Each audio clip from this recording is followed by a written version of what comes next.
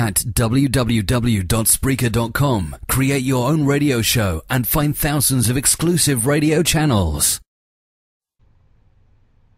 Hi, this is Wake Up with Kelly Hawkins. I'm Kelly Hawkins. It's the 20th of July, and well, I'm sorry I'm broadcasting so late. I was doing things, and I just didn't realize how late it got. I was watching a DVD, Hollywoodland. It's pretty good. And I bought some new PJs today, and I was hemming them up because they were like way too long for me. So I cut, wow,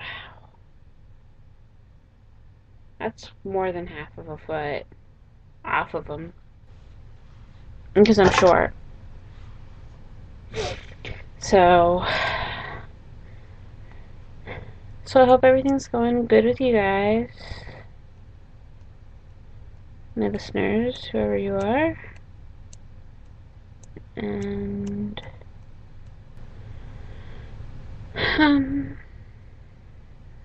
things are alright with me. Not too much exciting happening.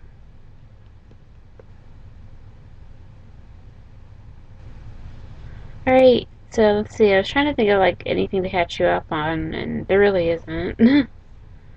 So let's see if I can find that video again. Oh, it was called Federal Reserve.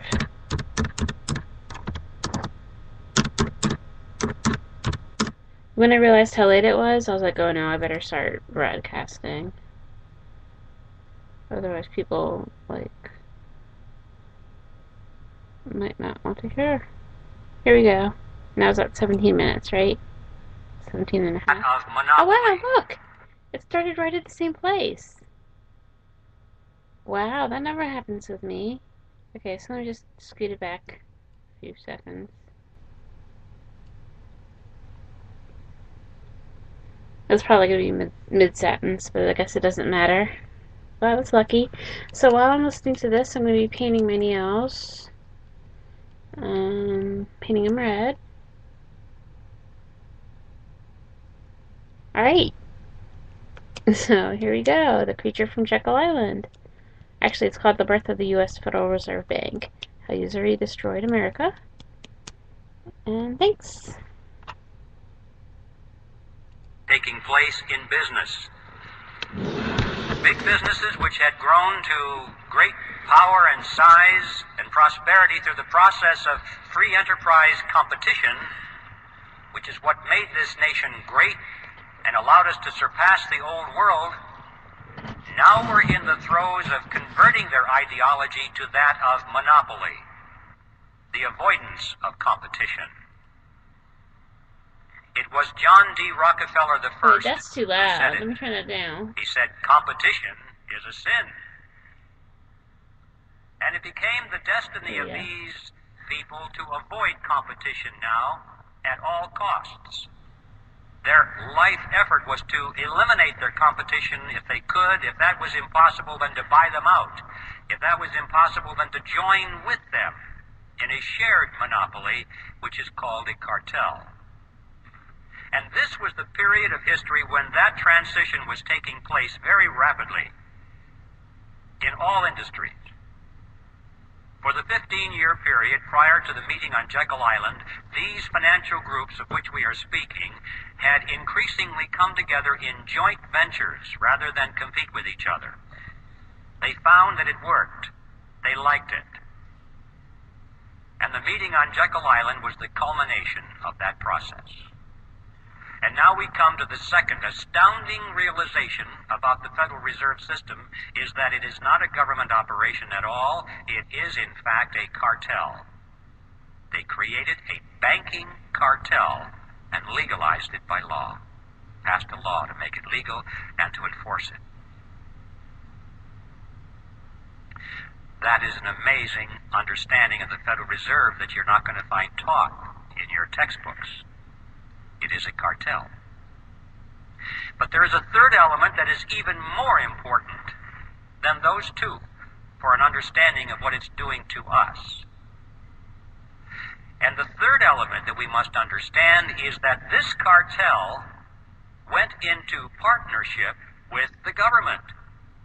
Cartels often do that to enforce their cartel agreements, but in this case they did it in spades. Now, when a partnership is formed, there has to be a reason, there has to be a benefit for the partners, or they're not going to do it. So it's a legitimate area of inquiry for us to know and to ask, what's the payoff to these partners? Why did they do that? Why is the government in it? What does it get out of it? And then we'll ask and find out why the cartel is in it and what it gets out of it. In order to see how that functions, we must examine now the mechanism by which the Federal Reserve System creates money. How does money come into being in our country? I call it the Mandrake mechanism, named after that comic book character of the 40s, Mandrake the Magician. Before I go into this, I need to warn you folks about one thing. Don't try and make sense out of this, because it doesn't make sense. It's not supposed to make sense. Just remember that this is your good old-fashioned scam, and you'll be able to understand it pretty well. Furthermore, I want to tell you that I'm going to make this sound very simple because I'm stripping out of it all of the banker language and all of the accounting terminology, and I'll speak it as best I can in plain old English. But I can assure you, even though it may sound like it's ridiculously simple, I can assure you that every part of this is 100% accurate from a technical point of view.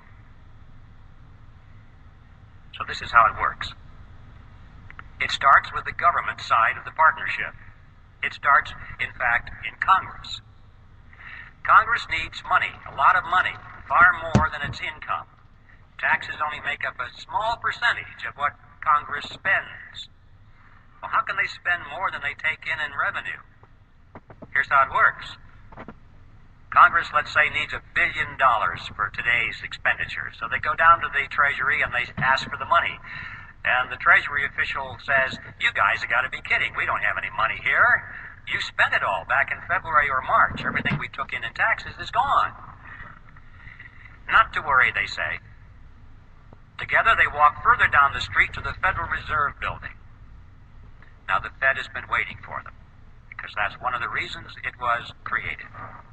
They walk in, and the officer at the Federal Reserve opens up his desk drawer, pulls out a big checkbook, and he writes a check to the United States Treasury for $1 billion.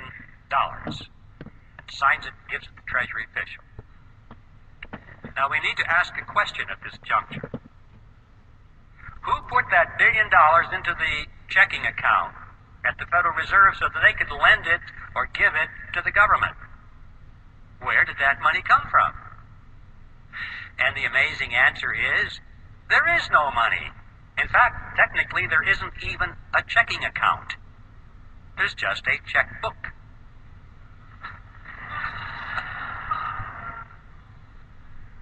And that $1 billion springs into being precisely at the instant that the officer signs the check.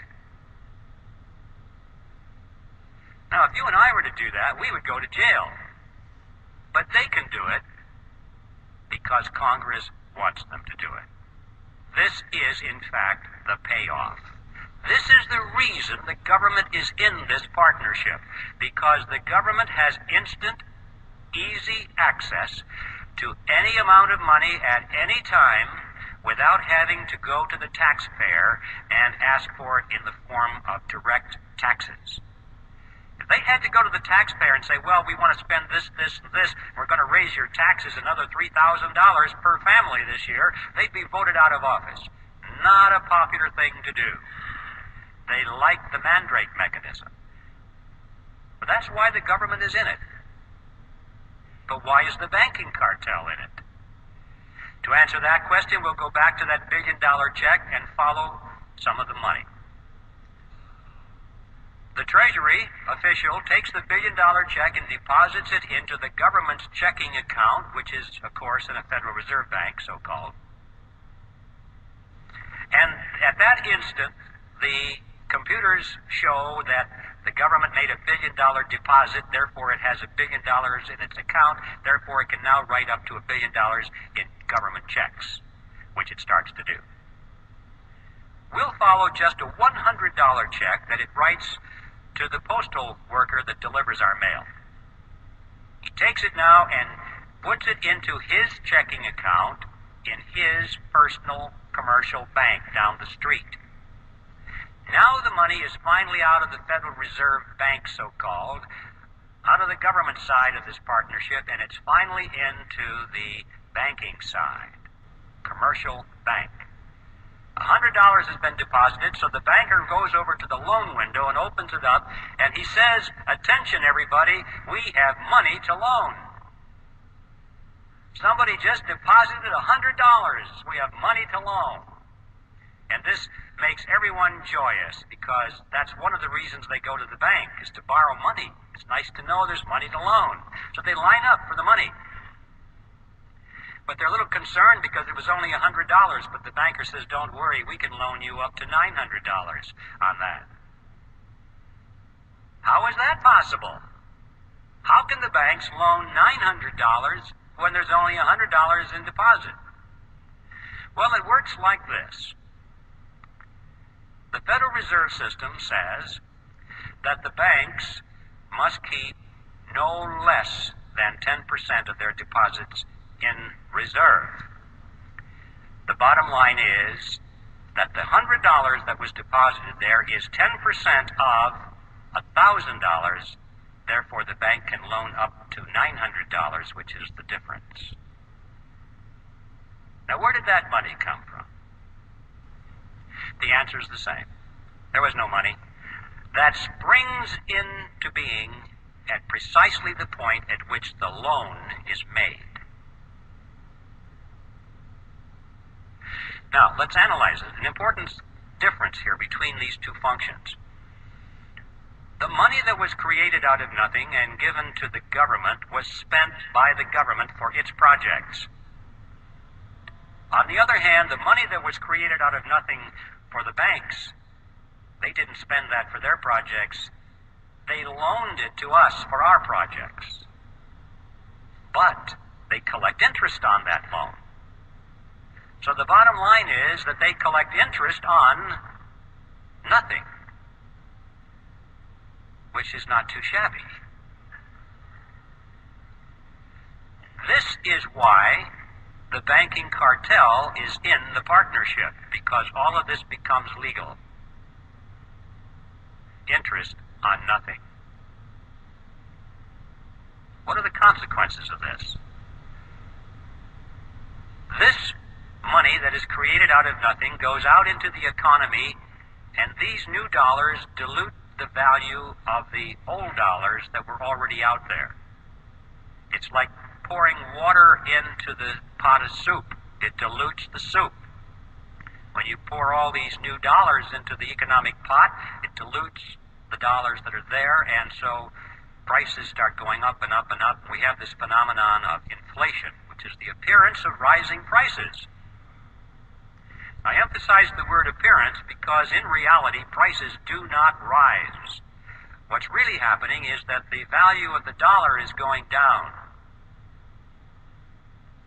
If we had a money which was based on gold or silver or anything else that had intrinsic, tangible value that they couldn't just create out of nothing, you would find that prices would remain stable over a long period of time.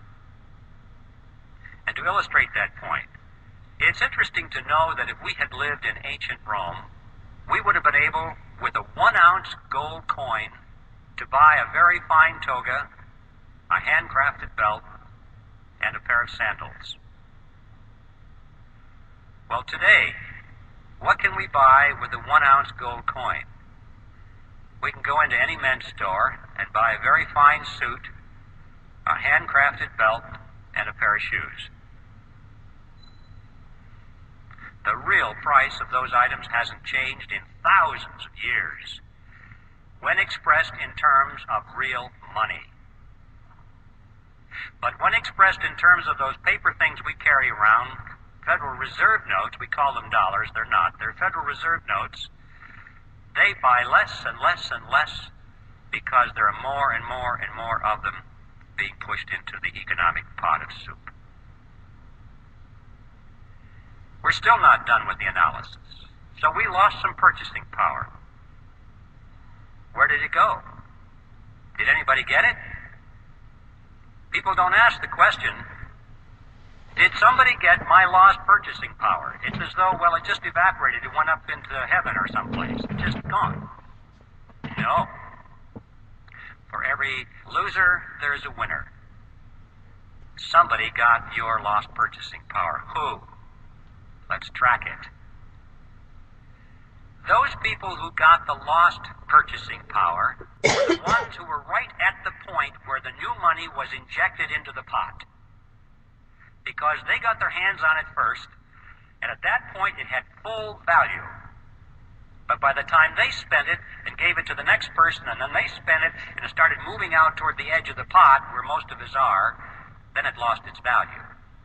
But the ones up at the nozzle were the ones that had gained on our lost purchasing power. Who are they? Well, it's clear that the government is number one, isn't it? Because that first check, that $1 billion check that we tracked, went to the government, number one. They got it first.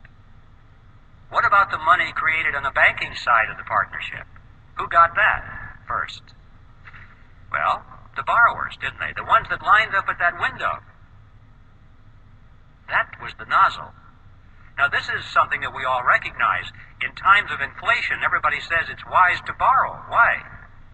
Because you borrow dollars, but you pay back in dimes. Inflation erodes that thing. You have contracts, and you pay back with money that has less and less value.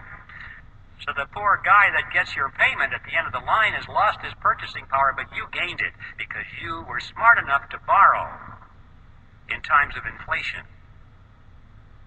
I think that's the way it works. That's one of the reasons they entice people into debt, because it's the smart thing to do. What they don't tell you, however, is that what you are gaining from this process, you are turning around and having to pay to the bank in the form of interest payments on that loan. Interest on nothing. The bank is actually capturing your gain through interest payments. Now, sometimes you have paper profits. Oh, look at the value of this real estate. Look at the value of this stock. People are paying more and more for it. But don't forget, ladies and gentlemen, that economic conditions can change, and these paper assets can contract as well as expand. And when the economy does contract, as usually it does, always does, then people are wiped out. They don't realize that the boom-bust cycles that we have had since the creation of this Federal Reserve mechanism is like a sawtooth. The economy expands slowly for long periods of time, 10 years, 20 years, 30 years, and people think this is going to go on forever. And then, boom, it comes down. Usually very quickly. A lot of people lose their assets. And then it starts again for another 20 or 30 or 40 years. Oh, it's a wonderful ride, and then, boom, it comes down. And every time it comes down, people lose their investments. Notice, however, when you go to the bank and they give you something which costs them nothing to create, what do they want from you in return? Signature on the dotted line for your car, your house, all your assets, right? So if you can't make your payments of this nothing money, they get your marbles. They always win. In times of whether it's expansion or contraction, it doesn't make any difference. It was planned that way, carefully worked out. These people are scientists, ladies and gentlemen. This is the bottom line, that those who gain your lost purchasing power are the two groups that comprise the partnership in the Federal Reserve System, the government and the banking cartel. Now, this process is a tax. I don't care what you call it, inflation, or what name you want to give to it, it is a tax. If there's anything you remember about this presentation this evening, I hope it is this. that inflation is a tax. This is why these two groups are in the partnership. On the government side, they are able to tax their citizens in any amount, unlimited amounts of money, without the people even knowing that they are in fact paying a tax. And on the banking side, they're able to collect perpetual interest on nothing. Well, let's go back to Jekyll Island. We have a lot to learn on that island back in those days, because all of what's happening today was germinated right there around that table for 9 days. They had a particular problem, which was what to call this creature. You see, this partnership between government and banks was not new with the Federal Reserve System. It actually was conceived in Europe in the 16th century. And it was experimented and then finally perfected with the formation of the Bank of England in 1694. From that date forward, all of the governments of Europe had used this kind of a mechanism. Of course, they didn't call it the Mandrake mechanism like I do. They have another name for it, and that is a central bank. So, when it came time to bring the central bank mechanism to America, these fellows on Jekyll Island knew that's what they were doing, but they couldn't call it a central bank because Congress was already on record as saying they didn't want that, because they thought that what we needed in this country was something that was unique for the American economy. And these men debated what to call it, and this was their strategy. They said, first, let's call it federal, to make it sound like it's a government operation. Next, let's add the word reserve, to make it seem like there are reserves somewhere. Next, let's add the word system. This was far more important than it seems today, because remember, the primary concern was this concentration of power in New York. So they had to convince the American people that they were creating a system of banks spread over the geography of the whole country. First they were going to have 10, then they said, no, that's not enough. We need 12 regional banks to diffuse this power, or the appearance of diffusing it. Well, we realize today that what we got was not federal at all. There are no reserves anywhere. There's not a system in the sense of diffusion of power, and the Federal Reserve banks aren't even banks. So in all four words, we have appearances of the fourth kind. It was brilliant deception, and now the next step was to sell it to the public. The first draft of the Federal Reserve Act was called the Aldrich Bill because it was sponsored by Senator Aldrich, and Paul Warburg warned him against that. He said, Nelson, if you put your name on this bill, it's going to be voted down in Congress because you're so clearly identified with big business interests. And Warburg was right. Congress put thumbs down on it. The bill of the big bankers. Well, it was a minor setback. They took their bill, they scrambled the paragraphs around a little bit, took Aldrich's name off of it, and found a couple of Democrats to sponsor the bill. Now, this was different, because everybody knew that the Republicans represented big business. But they also knew that the Democrats, on the other hand, represented the common man. You know, the working man, the fellow on the assembly line. Like Ted Kennedy.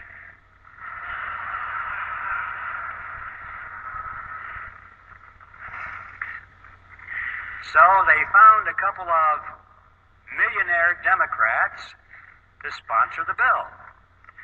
Carter Glass in the House and Senator Robert Owen, who was himself a very successful banker, sponsored the bill, and now it was the Glass-Owen bill. Next, Aldrich and Vanderlip began to give speeches and interviews to newspaper reporters condemning the bill that they had written. They said, this bill will ruin the banks. It'll be terrible for the nation. And of course, by the time that got into the newspapers and the average person read that, they were saying, Golly, the big bankers don't like this bill very much. It must be pretty good. You know, you have to give these fellows credit. They weren't stupid. They didn't get to be where they were by being country bumpkins. They understood mass psychology, they understood politics, and they played their cards exceedingly well. Meanwhile, these same individuals were, out of their own pockets, financing so-called grassroots study clubs that were springing up all over the country, holding public meetings, printing and distributing pamphlets extolling the virtues of the Federal Reserve Act. Okay, I'm going to pause it for now because there's about 5 minutes, not even 5 minutes left of the broadcast. And I hope you can hear me. I'm a little bit further away from my computer than I normally am. Just because I put it over to where I normally keep it. Because I was painting my nails. And they're still wet, and I'm probably going to fall asleep with wet nails, and they're going to get screwed up. But, okay. They were looking crappy, so. Okay. Well, I hope everyone has a good night and a nice weekend. Yeah, it's the weekend, which means I'm going to have to do a video broadcast sometime this weekend. Let's see when. Probably not tomorrow. It'll probably be Sunday.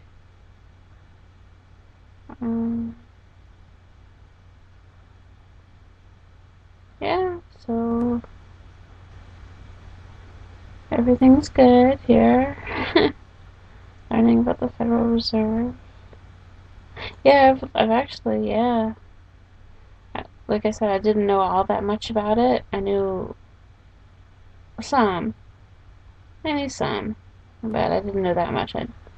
Not in that great a detail. So.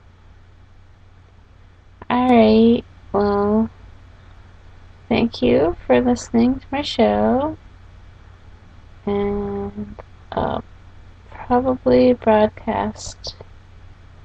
I don't know, this is kind of easy. It's not like that difficult to to listen to a YouTube video, so maybe we'll listen to this some more tomorrow. And thank you for listening. Wake up.